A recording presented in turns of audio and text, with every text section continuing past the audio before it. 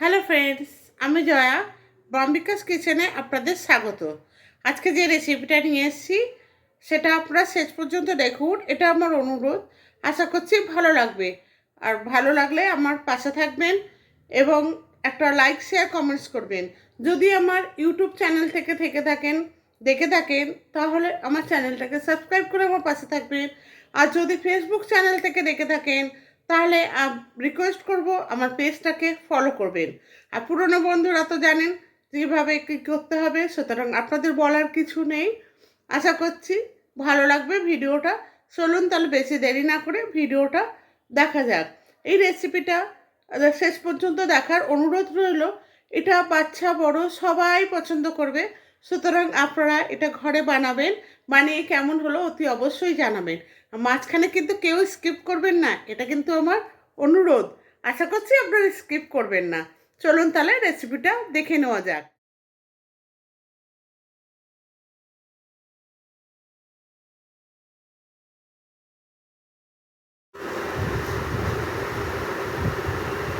এই রেসিপিটা বানানোর জন্য আমি এখানে নিয়ে নিচ্ছি 1 চা চামচের থেকে একটু বেশি পোস্ত, আর 4-5টা কাঁচা লঙ্কা, একটু পাকা লঙ্কা নিয়েছি আমি।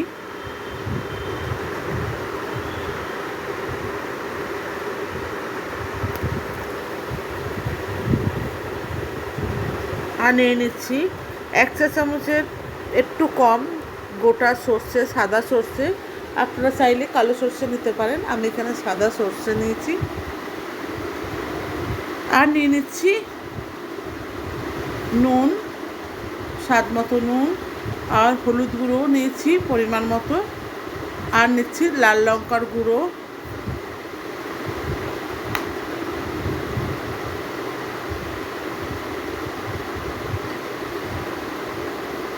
আর নিয়ে নেবো এখানে একটুখানি কালো জিরে।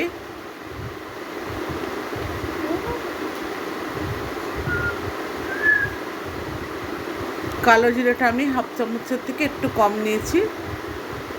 আর নিয়েছি দই, এখানে 50 গ্রামের ওপরে একটু দই আছে। পুরো দইটা আমার লাগবে না তাও। এবার একটা মিক্সার বাউল নিয়েছি, মিক্সার বাউলের মধ্যে আমি সাদা সর্ষে আর পোস্ত দুটোকে আমি একসাথে শুকনো বেটে নেব,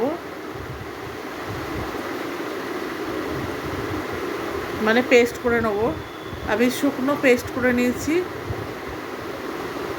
কারণ সর্ষে আর পোস্ত শুকনো পেস্ট করলে খুব ভালো স্মুথলি পেস্ট হয়, সেই জন্য।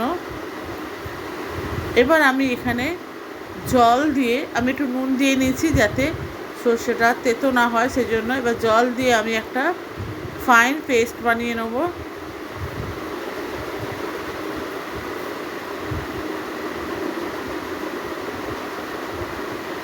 পেস্টটা আমার বানানো হয়ে গেছে, একটু দানা দানা নেই। এবার আমি এখানে নিয়ে নিয়েছি 5 টুকরোর মতো বোয়াল মাছ। বোয়াল মাছগুলো আমি কেটে ভালো করে ধুয়ে নিয়েছি। বোয়াল মাছগুলো কাটা হয়ে গেছে। এবার এখানে আমি হলুদ, আমি মার্কেট থেকে কেটেই এনেছি বোয়াল মাছগুলো, আপনারা চাইলে ঘরে কেটে নিতে পারেন। এখানে হলুদ গুঁড়ো, স্বাদ মতো লবণ,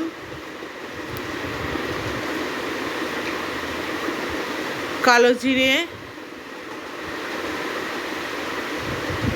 লাল লঙ্কার গুঁড়ো,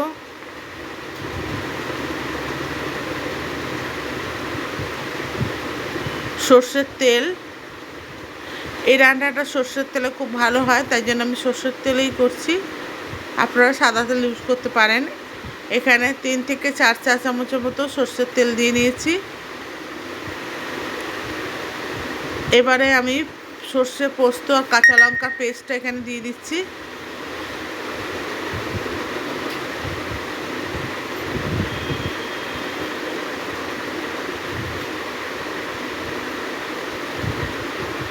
আর গোটা কাঁচা লঙ্কাও দিয়ে দিলাম এর মধ্যে।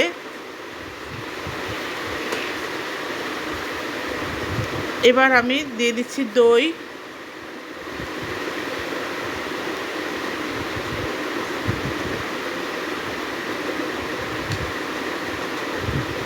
দিয়ে আমি এটাকে ভালো করে মেখে নেব।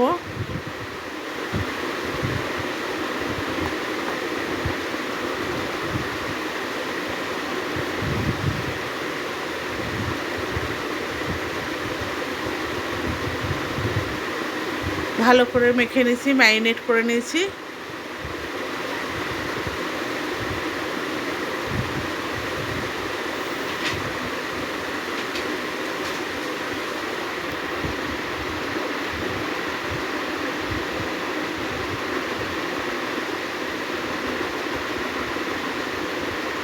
ম্যারিনেট করা হয়ে গেছে। এবার আমি ওভেনে একটা কড়াই বসিয়ে দিয়েছি। কড়াইটা আমি কিন্তু গরম করব না, তাহলে মাছগুলো লেগে যাবে। আমি কড়াইতে 1 চা চামচের মতো তেল দিয়ে নিচ্ছি।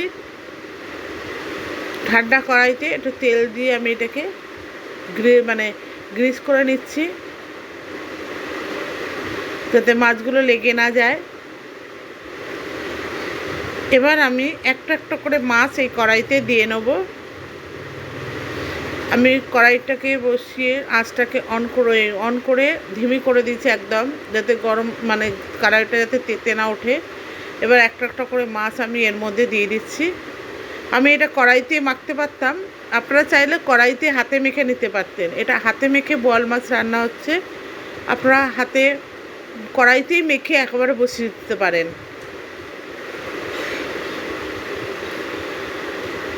আমি যেহেতু বাটির মধ্যে মাছগুলো ধুয়েছিলাম, তাই আমি বাটির মধ্যেই করে নিয়েছি। আপনারা কড়াইতে মেখে করতে পারেন, তাতে কোনো অসুবিধা হবে না। এবার আমি বাটির মধ্যে একটু জল দিয়ে জলটা আমি কড়াইতে ঢেলে দিলাম। দিয়ে এবার এখানে আমি মিনিট 3 মতো রান্না করব ধিমি আছে। ঢাকনা দিয়ে দিলাম। ঢাকনা দিয়ে আমি মিনিট 3 মতো রান্না করব।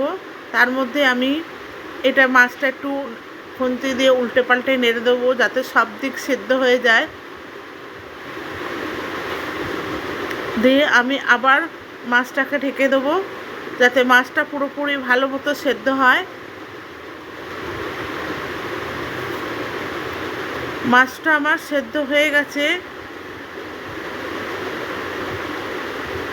এইভাবে বোয়াল মাছ রান্না করলে ভীষণ সুস্বাদু হয় খেতে, এবং কাঁচা বোয়াল মাছের টেস্ট আরও সুন্দর হয় যদি এইভাবে রান্না করা যায়। আমি এর আগেও একটা বোয়াল মাছের রান্নার রেসিপি করেছি। এবার আমি ওপর থেকে 1 চা চামচ মতো কাঁচা সর্ষের তেল ছড়িয়ে দিলাম। আমার রেসিপিটা তৈরি হয়ে গেছে। দেখুন কত সুন্দর লাগছে দেখতে। বন্ধুরা, আজকে এই পর্যন্ত। আবার আসবো অন্য একটা দিনে অন্য এক নতুন রেসিপি নিয়ে। ততদিন পর্যন্ত আপনারা ভালো থাকুন, সুস্থ থাকুন। ভিডিওটি শেষ পর্যন্ত দেখার জন্য ধন্যবাদ।